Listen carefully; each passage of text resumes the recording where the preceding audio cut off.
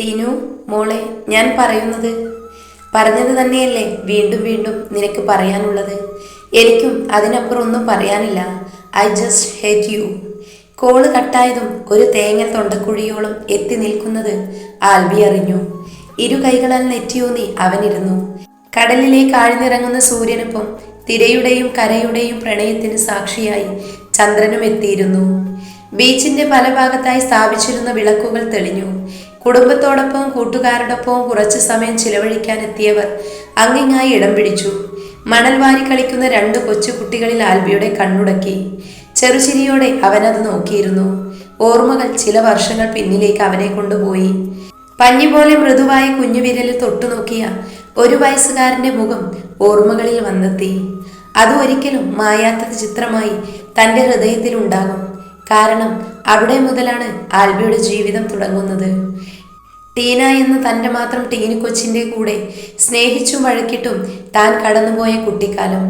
എന്തിനും ഏതിനും ഒരു മനസ്സായി കൂടെ നിൽക്കുന്ന 2 പേര്, ആൽബിയും ടീനയും, ദ ബെസ്റ്റ് ഫ്രണ്ട്സ്.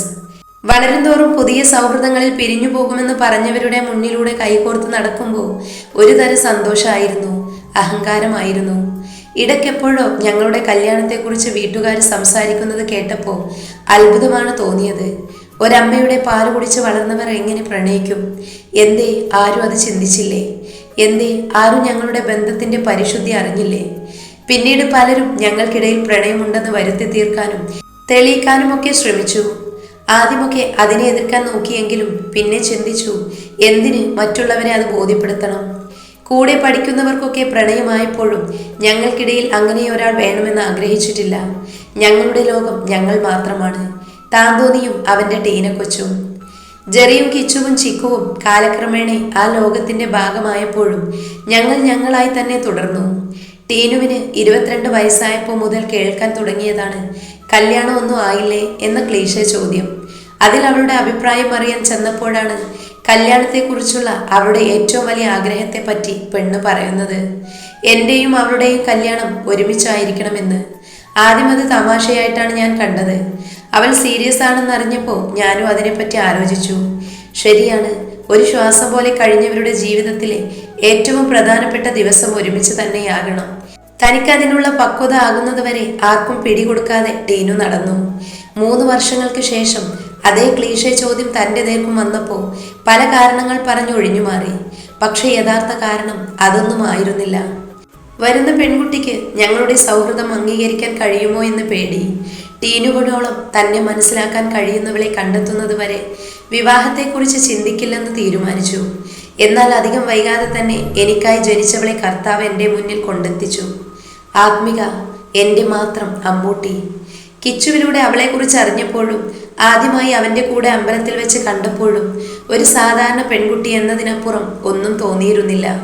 കിച്ചുവിൻ്റെ പെണ്ണ് കാണലിൽ ചെന്നപ്പോഴാണ് അവളുടെ ജീവിതത്തിൻ്റെ നേർക്കാഴ്ച കാണുന്നത്. അന്ന് താൽക്കാലികമായി ഹർഷനെ അവളിൽ നിന്നും അകറ്റിയപ്പോൾ എന്തിനും ആ പെണ്ണിനോട് സഹതാപം തോന്നി. നിസ്സഹായതയോടുള്ള അവളുടെ നോട്ടം തൻ്റെ ഉറക്കം കെടുത്തിയപ്പോഴും അതിൻ്റെ ഉത്തരം തേടി ചെന്നപ്പോൾ ടീനു കളിയാക്കിയപ്പോഴും ആ സഹതാപത്തിനപ്പുറം ഒന്നും ഉണ്ടായിരുന്നില്ല. പിന്നീടൊരു രാത്രിയിൽ അവളുടെ സംരക്ഷണം ഏറ്റെടുക്കുമ്പോഴാണ് ആ പെണ്ണിനോട് ആദ്യമായി സ്നേഹം തോന്നിയത്. ഞങ്ങളുടെ ചിക്കുവിൻ്റെ അവസ്ഥ മറ്റൊരു പെൺകുട്ടിക്കും സംഭവിക്കരുതെന്ന തോന്നലിൽ ഉടലെടുത്ത സ്നേഹം. സ്വന്തം വീട്ടിലേക്ക് അവളെ കൊണ്ട് വരുമ്പോഴും ആ ഒരു രാത്രിയിലെ സംരക്ഷണം മാത്രമേ മനസ്സിലുണ്ടായിരുന്നുള്ളൂ. എന്നാൽ ഒറ്റ രാത്രി കൊണ്ട് തന്നെ അവൾ അമ്മച്ചിക്ക് പ്രിയപ്പെട്ടവളായി. ടീനുവിന് അനിയത്തിയായി. ജെറിയുടെ വരവോടുകൂടി അമ്മു പൂർണ്ണമായും ഞങ്ങളിൽ ഒരുവളായി. കളരിക്കൽ വീടിന്റെ ഭാഗമായി. ഇച്ചന്റെ അമ്മൂട്ടിയായി. അവൾക്കായി ഓരോന്ന് ചെയ്യുമ്പോഴും അവളെ ഓരോന്ന് പഠിപ്പിക്കുമ്പോഴും താൻ അവളിലേക്ക് കൂടുതൽ അടുക്കുകയായിരുന്നു. പ്രണയമല്ലെന്ന് ഉറപ്പുള്ള പേരറിയാത്ത ഒരിഷ്ടം. കുട്ടിക്കാലത്ത് അവളുടെ മനസ്സിൽ കയറിപ്പറ്റിയ പാട്ടുകാരൻ താനാണെന്നറിഞ്ഞപ്പോൾ എന്തുകൊണ്ടോ അങ്ങനെയൊന്നും അവളുടെ മനസ്സിൽ ഉണ്ടാകരുതെന്ന് ആഗ്രഹിച്ചു. പക്ഷേ എന്തിന്? അതിനു മാത്രം ഇപ്പോഴും ഉത്തരമില്ല. എന്നാൽ അതിനെക്കുറിച്ച് ടീനുവിനോട് പറഞ്ഞപ്പോൾ മുതലാണ് അമ്മു എൻ്റെ പെണ്ണാകണമെന്ന് ടീനു ആഗ്രഹിക്കാൻ തുടങ്ങിയത്. അതിന് താൻ എതിർത്തപ്പോൾ അമ്മുവിൻ്റെ മനസ്സറിഞ്ഞിട്ട് ബാക്കി തീരുമാനിക്കാമെന്ന് പറഞ്ഞവൾ പോയി. എന്നാൽ അമ്മു ഞങ്ങളുടെ ബന്ധത്തെക്കുറിച്ച് തിരികെ ചോദിച്ചപ്പോൾ ടീനു അവൾക്കൊരു ടാസ്ക് കൊടുത്തു. ആ ടാസ്കിലൂടെ അമ്മുവിൻ്റെ മനസ്സിലുള്ളത് പുറത്തു വരുമെന്ന് അവൾ വിശ്വസിച്ചു. പിന്നീടെന്നും ടീനുവിന് പറയാനുണ്ടായിരുന്നത് അമ്മുവിനെ കുറിച്ചായിരുന്നു. അതിനൊക്കെ എതിർക്കാൻ ഞാനും. ഓഫീസിൽ വെച്ച് ശില്പ അമ്മുവിനെ അടിക്കുന്നത് കണ്ടപ്പോൾ തന്റെ നിയന്ത്രണം നഷ്ടപ്പെട്ടതും അമ്മുവിന്റെ മുഖത്തെ വിരൽപ്പാട് തന്റെ ഉള്ളു പൊള്ളിച്ചതുമൊക്കെ അവളോടുള്ള പ്രണയം കൊണ്ടാണെന്ന് ടീനു തറപ്പിച്ചു പറഞ്ഞപ്പോൾ മുതൽ ഞാനും അത് എന്നോട് ചോദിക്കാൻ തുടങ്ങിയിരുന്നു.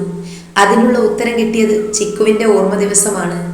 ജെറി അവളെ പ്രണയിക്കുന്നുണ്ടോ എന്ന തോന്നൽ പോലും തനിക്ക് താങ്ങാൻ കഴിയില്ലായിരുന്നു. അത്രമാത്രം അവളെ ഞാൻ പ്രണയിക്കുന്നുണ്ടായിരുന്നു. അതറിഞ്ഞ നിമിഷം തന്നെ അമ്മുവിനോട് പറയണമെന്ന് ടീനു നിർബന്ധിച്ചെങ്കിലും എന്തോ തനിക്കതിന് കഴിഞ്ഞില്ല.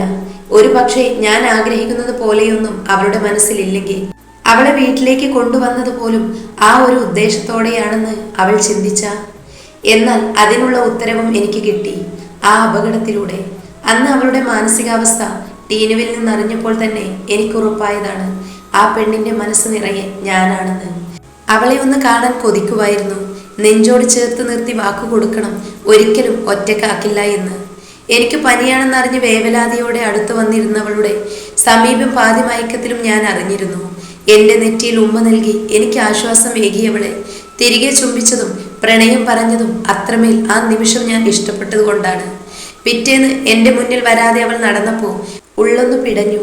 അനുവാദം ചോദിക്കാതെ ചുംബിച്ചതിന്റെ കുറ്റബോധം എന്നിലുണ്ടായി. കുറെ നിർബന്ധിച്ചപ്പോഴാണ് ടീനുവിനോട് അതിനെപ്പറ്റി പറഞ്ഞത്. അവൾ ആദ്യം വഴക്ക് പറഞ്ഞെങ്കിലും അർഹതപ്പെട്ടവൾക്ക് തന്നെയല്ലേ കൊടുത്തതെന്ന് പറഞ്ഞ് എന്നെ ആശ്വസിപ്പിച്ചു. കൂടാതെ ഉടനെ അമ്മുവിനോട് ഇഷ്ടം പറയണമെന്ന് വാശി പിടിച്ചു. അങ്ങനെയാണ് എൻ്റെ പിറന്നാൾ ദിവസം അമ്മുവിന് ഇഷ്ടപ്പെട്ട പാട്ടിലൂടെ എൻ്റെ മനസ്സിലുള്ളത് അറിയിക്കാൻ ശ്രമിച്ചത്. പക്ഷേ അവൾ സമ്മാനിച്ച ഷർട്ട് ഞാൻ ഇട്ടതിൻ്റെ സന്തോഷത്തിൽ നിന്നവൾ പാട്ടിലെ വരികൾ അപ്പോഴൊന്നും ശ്രദ്ധിച്ചിരുന്നില്ല.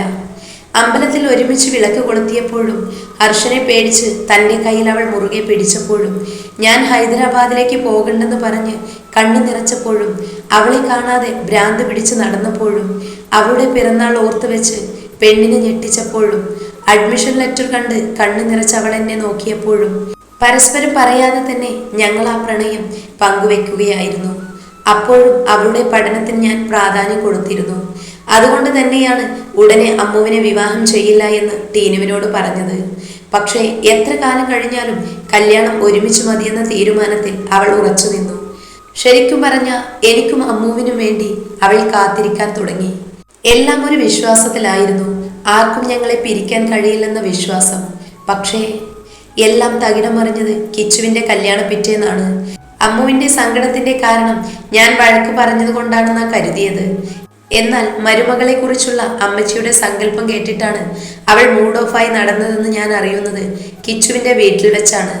എന്തോ ഒരു കാര്യം അമ്മുവിനോട് പറയാനായി ചെന്നപ്പോഴാണ് അമ്മുവിന്റെയും ദേവുവിന്റെയും സംസാരം കേൾക്കുന്നത്.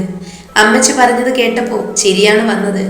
അവൾക്ക് തന്നോടുള്ള പ്രണയത്തിന്റെ ആഴമറിഞ്ഞപ്പോൾ പറഞ്ഞറിയിക്കാൻ പറ്റാത്ത സന്തോഷമായിരുന്നു. എന്നാൽ എല്ലാം അവളുടെ ഒറ്റ വാക്കുകൊണ്ട് ഇല്ലാതായി. എനിക്ക് വേണ്ടി അവളുടെ സ്വപ്നം വേണ്ടെന്ന് വെക്കുന്നു.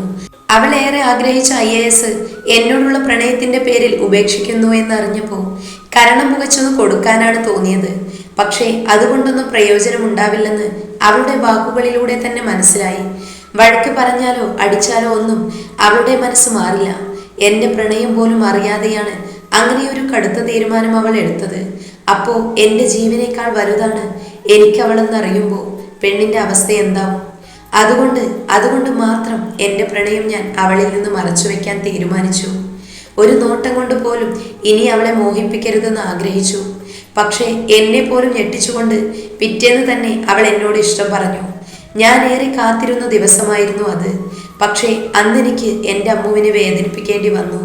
1000 തവണ ആ കണ്ണനോട് മാപ്പ് പറഞ്ഞതിന് ശേഷമാണ് അമ്മുവിനോട് ഞാൻ ആ കള്ളം പറഞ്ഞത്, എൻ്റെ പ്രണയം ടീനുവാണെന്ന്. അപ്പോഴും മനസ്സുരുകി ഞാൻ പ്രാർത്ഥിക്കുന്നുണ്ടായിരുന്നു എല്ലാം താങ്ങാനുള്ള ശക്തി അവൾക്ക് നൽകണമെന്ന്. അതോടെ എല്ലാം നേരെയാകുമെന്ന് ഞാൻ കരുതിയത്. പക്ഷേ അതൊരു തുടക്കം മാത്രമായിരുന്നു. ജെറിയുടെ വായടുപ്പിക്കാൻ വേണ്ടി പറഞ്ഞുപോയ ഒരു വാക്കിൽ തുടങ്ങി അവസാനം ഒരു പെണ്ണും കാണാൻ ആഗ്രഹിക്കാത്ത കാഴ്ചയോടെ എന്നേക്കുമായി അമ്മു എന്നിൽ നിന്ന് അകന്നു. പക്ഷേ അതിൽ ബലിയാടായത് ഇതിനെക്കുറിച്ചൊന്നും അറിയാതെ എന്നെ വിശ്വസിച്ച് ആ നാടകത്തിന് കൂട്ടുനിന്ന ടീനുവാണ്. അമ്മുവിനെ കണ്ടുമുട്ടിയപ്പോൾ മുതലുള്ള എല്ലാ കാര്യങ്ങളും എഴുതിയിട്ടുള്ള ഡയറി വായിച്ചപ്പോഴാണ് ടീനു സത്യങ്ങൾ അറിയുന്നത്. ഒരുപാട് ദേഷ്യപ്പെട്ടു, ഒരുപാട് വഴക്ക് പറഞ്ഞു. എല്ലാം അമ്മുവിനെ അറിയിക്കുമെന്ന് പറഞ്ഞു.